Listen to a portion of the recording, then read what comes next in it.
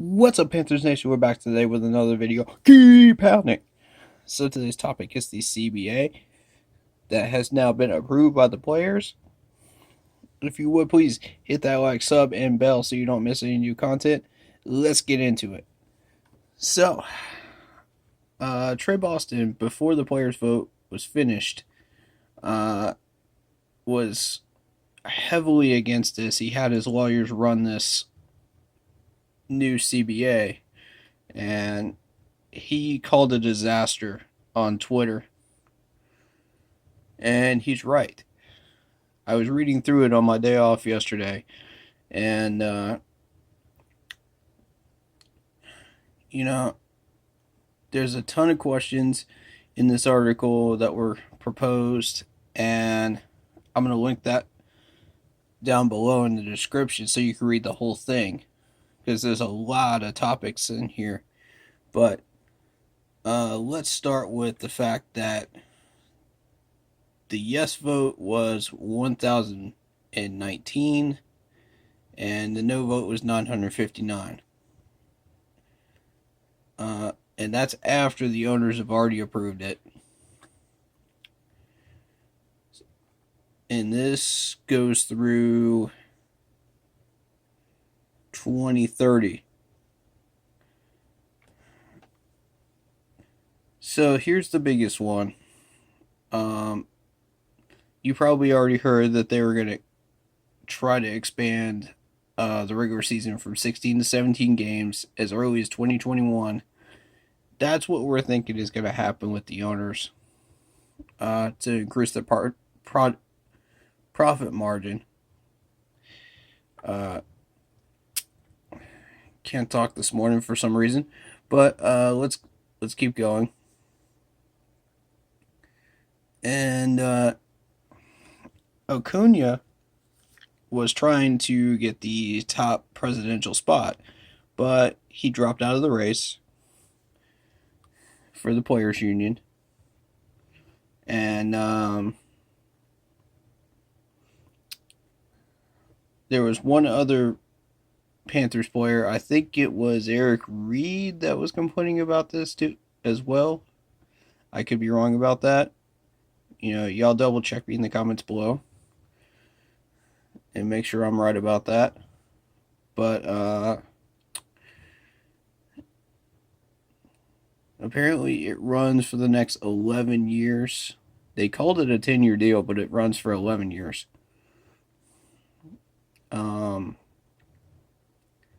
So the 17-game season, they're still having discussions about who's going to get the extra home game, whether it'll be more bye weeks, which is why many think 2022 is the soonest it's going to happen. But very likely, according to the article. And you're thinking the players didn't want that.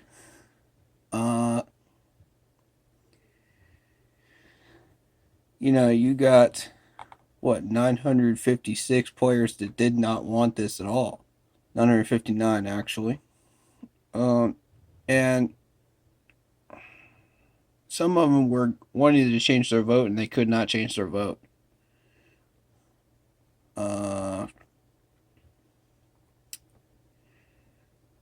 But you would have to give them something in return. They're sacrificing their bodies.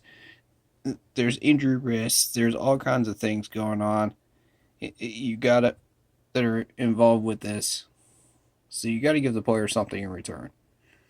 So what are the players getting? And they start discussing revenue. This year, players will get 47% of all league revenue, in keeping with with their number from the current CBA. So that did not change, apparently.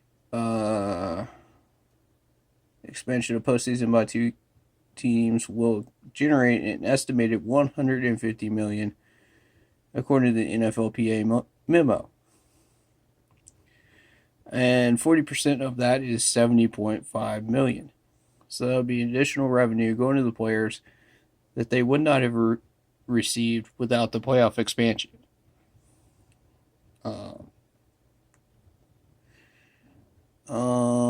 You can read all that stuff in that section there. I don't generally deal with revenue and contracts and all that nonsense. Um, I'm strictly about the players. So, feel free to read that section for yourself. If you get any understanding of that, then there you go. They made it pretty simple for you. Which players will benefit most from this new system? Roughly 60% of the players operate on minimum salary deals. We'll get the most significant bumps in pay, at least right at the beginning. Minimum salaries are increased by 20% immediately. Notice they said immediately. That's a big word right there in this article. A player with less than 1 year of NFL experience, in other words, rookies, is set to earn $510,000 at minimum this year under the current deal.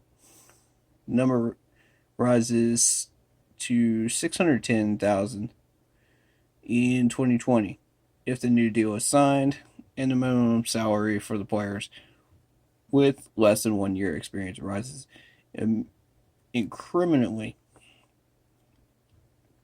throughout the deal, reaching 1.65 million in 2030. That's got to be a misprint. I don't know how they got away with that one. Minimum salaries for other players in the experience brackets rise too. You can read all that. There's a lot involved there with money, which I'm not too interested in right now, but it will affect player contracts. People that do care about that will probably be more interested in that area. So let's move on. What about existing contracts that run into seasons that could expand to 17 games? Will those be adjusted? Yes. Do the players get guaranteed contracts? No.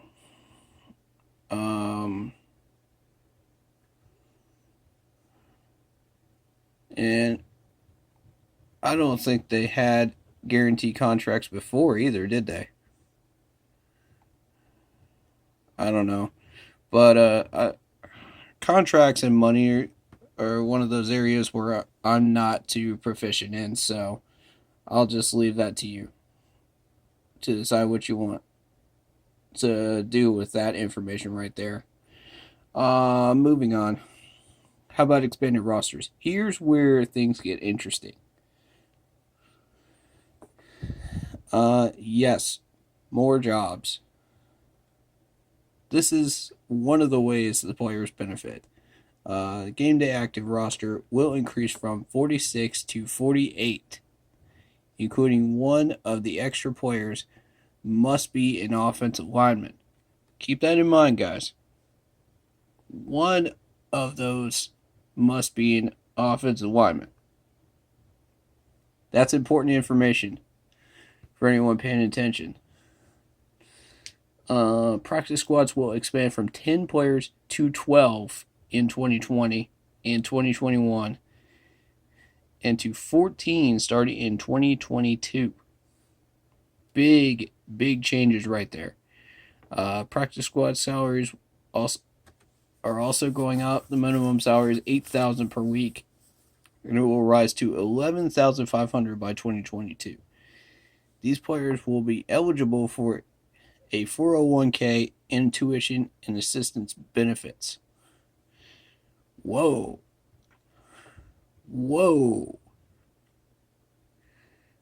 Hold on now.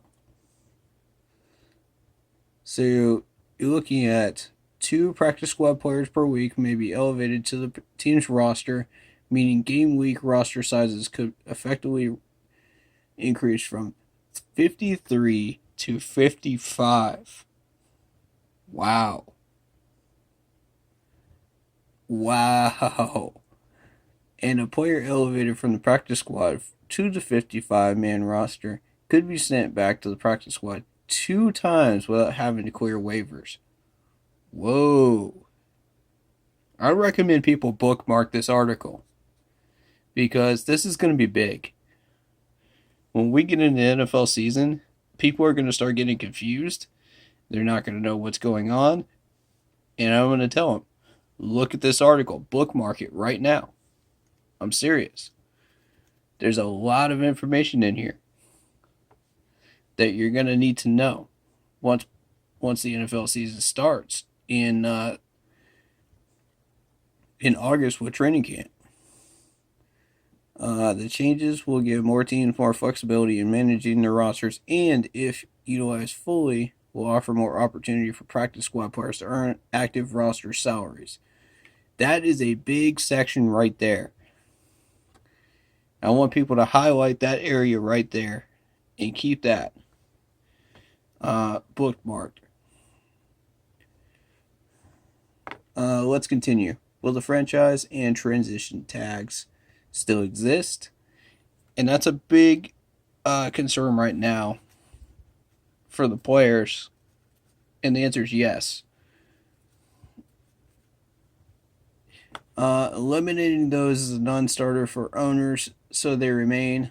The only change in the franchise transition rules is that the final league year 2030 teams will not have the ability to use 2 tags in the same offseason as they do in 2020 turns out to be the final year of the current deal. Here's the big thing going on right now. You're starting to see franchise tags being thrown out there yesterday and today. As I'm recording this on a Monday.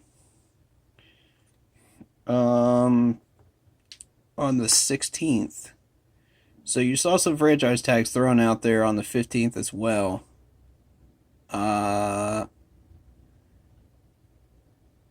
Actually, no, it was just today. So players won't get to free agency earlier. Not in the vast majority of cases, no. You can read a lot of this for yourself here. Now, my question is, what is a proven performance escalator? What is that? You read through this and you just go, okay, most of this makes sense. And then you get to those words right there and you're going, huh? Well, I will leave that to you to look that up and determine for yourself what that is. Honestly, I don't think it's important at the moment. But there's a lot of information in that section that may or may not be important going into the new NFL year. So, any other financial changes that help the players? Yes. For one, the players will be paid over 34 weeks or 36 weeks once the season expands to 17 games. As of now, the players are paid in 17 weekly installments during the regular season. The new system will allow them to collect paychecks for 8 months out of the year instead of just 4. There's a new veteran salary benefit that allows the team to re-sign up to 2 of its own players per year, provided they have at least 4 years of service time, and exclude as much as $1.25 million of each player's base salary from each year's salary cap. And then they list an example there, which I'll let you guys read that. Moving on to the next one. Ooh, drug policy. This is a big one because we had a bunch of people fined for drugs, and tested as well. over the past 10 years. So this is big. Did they make any changes to the drug policy? Yes, they did. The new CBA will eliminate suspensions from positive marijuana tests, limit the testing period for the first 2 weeks of training camp, and raise the threshold of a positive test from 35 to 150 nanograms of THC.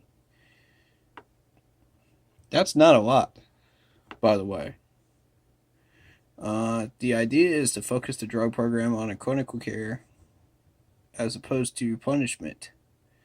Uh, Basically, if you test positive, your test gets reviewed by a board of jointly approved medical professionals to determine whether you need any kind of treatment. The NFLPA deal memo also says that violations of the law for marijuana possession generally will get you in suspension. Will not result in suspension, folks. Just fines. So that's big.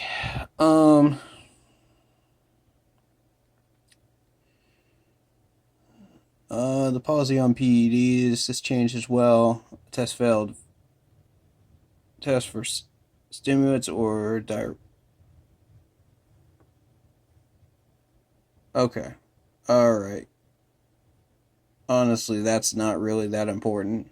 But um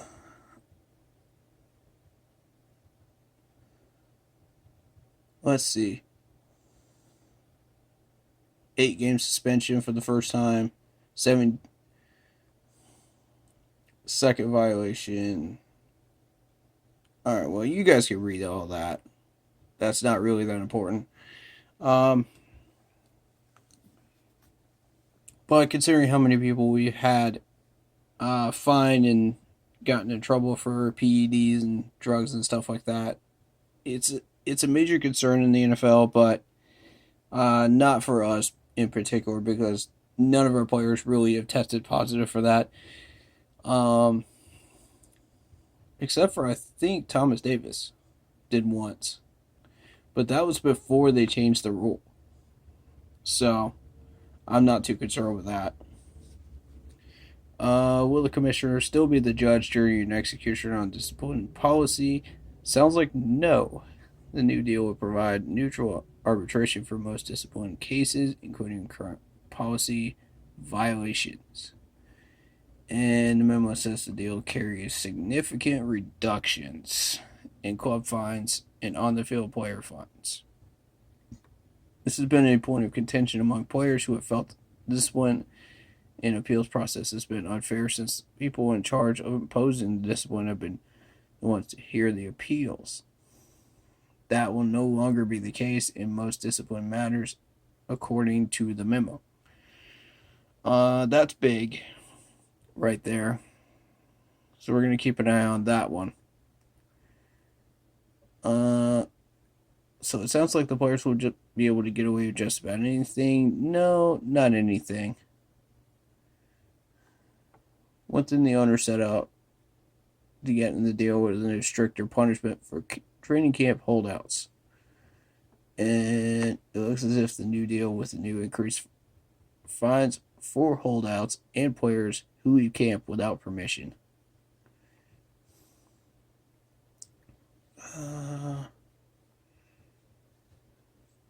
So if a player holds out for more than 5 days, he cannot have his fines waived by the team upon on return and will not earn an accrued season for that season. Harsh, but the note that it specifies a contract signed as a veteran. So it seems like the new anti holdout rules won't apply to players holding out for more at the end of their rookie contracts, as Ezekiel Elliott did last year. That's a big factor right there of this. And you're starting to see how much of a train wreck this thing is uh, from a player's perspective. You know, it's Trey's right, man. I'm not happy with this at all so far. Let's keep going. How will training camp work under the new deal? Um, there will be a limit of 16 padded practices in camp, no more than 3 in a row. The previous limit was 28, and no restriction on consecutive days except built-in days off. There will be a 5-day acclimation period at the start of camp with restrictions on the types of activities permitted. After the acclimation period, players can be on the field for no more than 4 hours per day during their 2 practices. And no practice can last longer than 2.5 hours.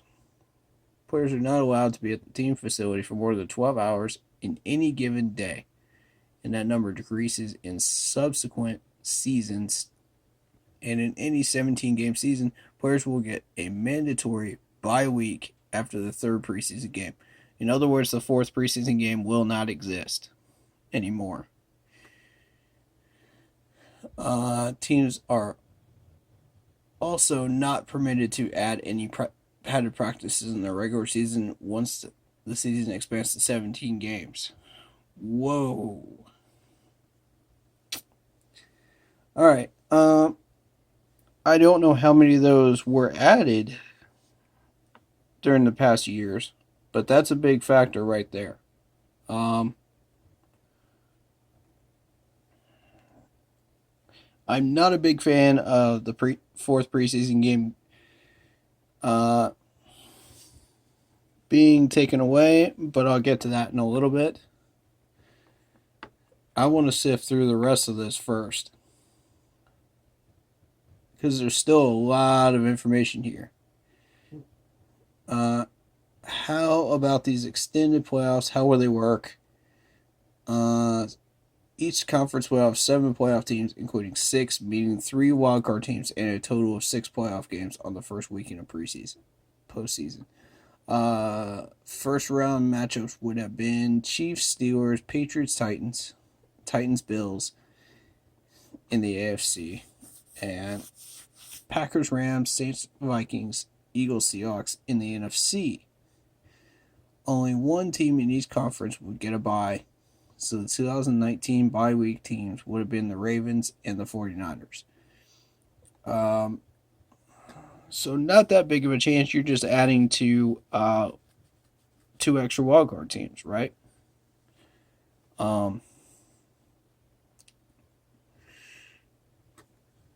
The problem with that is it's a major change to how the playoff system runs. And I'll get to that in a little bit as well. In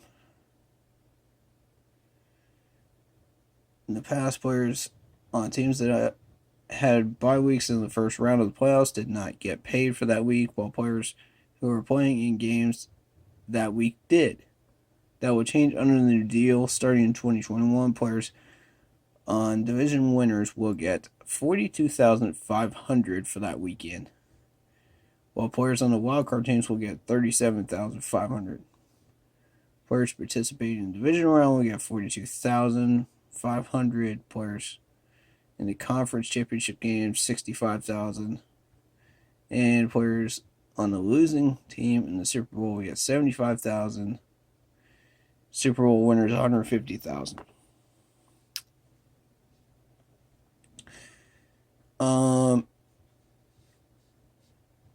And this is just the beginning. They're looking at 18 games actually. So not until 2031 at the earliest. The deal specifies 17 is the minimum number of games that can be played in each of its seasons. But I would not venture to say that's not far off in the future. I've got a big problem with that too. All right, so in summary here, you've got a bunch of contract changes, number changes, how the training camp is being run, franchise tags, and I want to get to three main points to sum this up, in my opinions. Number one, the 17 game schedule. I don't like this, and a lot of the players have said the same thing because it risks injuries that don't need to be risked. I feel like in 16 games you can get to two wildcard winners. I like the system the way it was. It was working just fine, and it didn't put players' bodies at risk. You had your winners. Everybody was happy with it, as far as I know, up until now. And I get that it's a moneymaker for owners and GMs that are running these franchises, and I get that. But then you start dealing with the playoff system. Two extra wildcard teams? Really? What is this playoff system that's set up? Like, why? I don't like it. I don't like it at all. It's, I know some people are against change, but I've got reasons why I'm against all this stuff. It makes no sense to add in two wildcard teams when you don't need to. And then you're getting rid of a fourth preseason game. Now let me explain why getting rid of that fourth preseason game is a problem. Firstly, you're trying to trim that roster down to 53. A lot of these leftover players that haven't gotten a shot in the first three preseason games will now get their shot in the fourth preseason game. And that is when you have to trim that roster down and finally come up with a 53-man roster and a 10-man practice squad. Well, now they say that you're looking at a 12-man practice squad, and let me find that part of the article here. I just want to make sure I get this correct. Where is it? Expanded rosters. Here we go. So now you're looking at an active game day roster that will expand from 46 to 48. And your training camp, your practice squads will expand from 10 to 12. That's not proper compensation for getting rid of an entire preseason game while you're trying to cut down a roster. Like, this is going to mess everybody's systems up. And it's not going to be working for the better. I can assure you. Well, I like the active game day roster moving from 53 to 55, and one of them has to be a lineman. I like that, but is it worth the cost of getting rid of the fourth preseason game? Honestly, I don't think it is. I'll let you decide on that.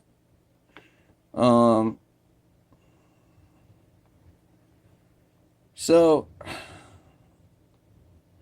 and of course they had to throw something about the drug policy in there as well. But most of this is financial related, as it should be. But the biggest thing is going to be that 17 game schedule, the last preseason game gone. the two wildcard teams added, and how they changed the playoff system in training camp and rosters. That's what people need to know about right now. If you're into roster money and stuff like that, the contracts and everything else, that part will interest you more than the rest of it. But uh, for the main points that fans that are not in the know about contracts and money and stuff like that need to know, those are the main factors. And Trey Boston was not happy with it. And now, after reading through this, I can see why. I this is not a friendly CBA towards the players, towards the fans, for anybody. So, there you go. There's your summary of the CBA.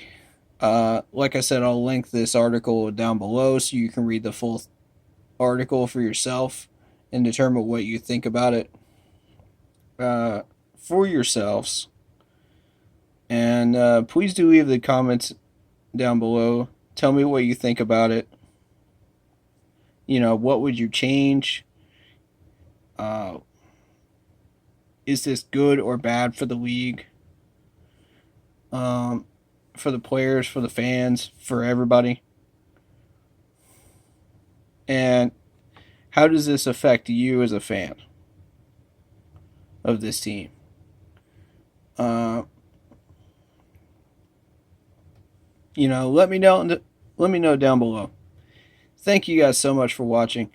Hit that like button, hit that sub button, hit that bell so you don't miss any new content. Thank you for all the new likes and subs, by the way. I appreciate all of you. I appreciate the love and all the support. We're a family. Keep pounding.